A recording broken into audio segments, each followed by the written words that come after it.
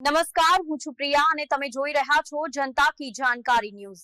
નજર કરીએ આજના સમાચાર ઉપર। પાટણ જિલ્લાના આંગણવાડી કર્મચારી સંઘ બીએમએસને રાધનપુર સીડીપીઓને આવેદનપત્ર આપ્યું। રાધનપુરથી મોટી ખબર।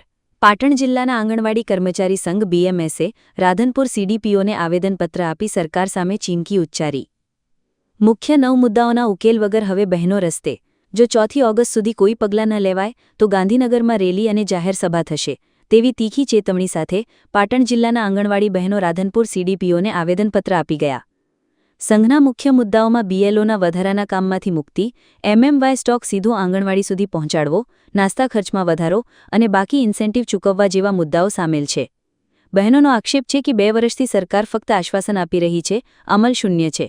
હવે ગાંધીનગર સુધી આંગણવાડી બહેનોની ચેતવણી પહોંચાડી દેવામાં આવી છે।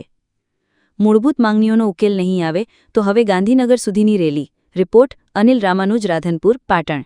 રેખાબેન છે, હું ભારતીય મજદૂર સંઘમાંથી વિભાગ પ્રમુખ તરીકેનો હોદ્દો ધરાવું છું। આજ રોજ અમે અહીંયા આઈસીડીએસ રાધનપુરમાં આઈસીડીએસ વિભાગમાં રાધનપુરમાં સીડીપી બેનને એક આવેદનપત્ર આપવા માટે આવ્યા છીએ, જે કે અમારે 4 તારીખે ગાંધીનગર સત્યાગ્રહ છાવણીમાં રેલીનું આયોજન છે, ધરણાનું આયોજન છે, જે આક્રોશભરી રેલી છે, જેના ઘણા સમયથી અમે વારંવાર સરકારની જોડે વાતચીત કરી, વાટાઘાટો કરી છે અને ઘણીવાર મળવા પણ ગયા છે મંત્રીઓને, કમિશનરને, બધાને, પરંતુ અમારા પ્રશ્નોને આશ્વાસન જ આપવામાં આવ્યું છે। હજુ સુધી એક પણ પ્રશ્નોનો નિકાલ કરેલ નથી। એટલે આના અનુસંધાનમાં અમે અસંતોષકારક અનુભવ્યો હોવાના કારણે અમે આજે રાધનપુરની મતલબ 139 આંગણવાડી વર્કર અને તેડાગર તમામે તમામ તારીખ 4/8/2025ના રોજ પૂરી તરત આંગણવાડીને લોક કરી અને ધરણા અને રેલીના પ્રોગ્રામમાં જોડાયેલા છીએ।